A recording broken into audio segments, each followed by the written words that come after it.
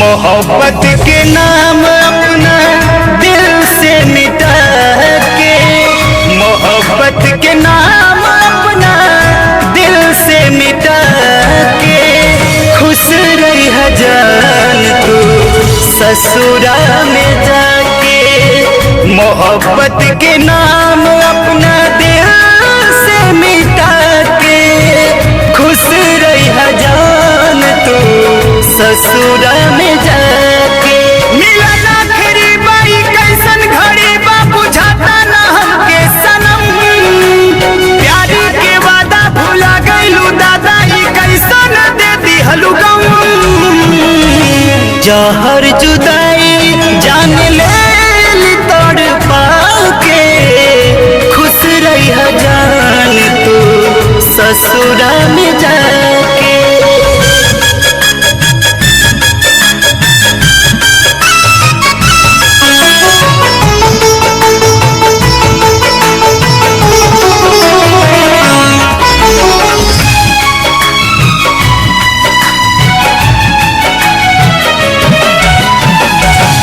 जे रहे जान वो करे साथ छूटे वाला बा, हमार तकदीर हमारा से रूठे वाला बा।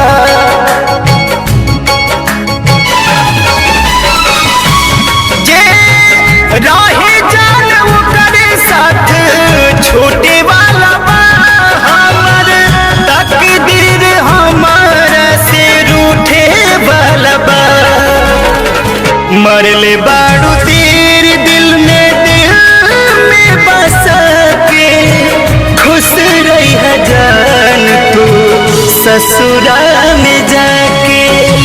मोहब्बत के नाम अपना दिल से निकाल के, खुश रही जान तू ससुरा में जाके।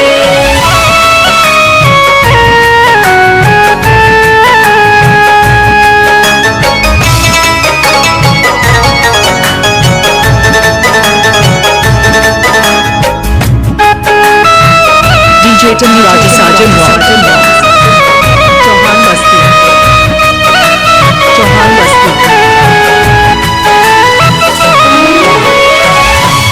बिरहा बेदना के मार हमसे ना सहाय हो, दूर होके तोहरा से अब ना रहाई हो।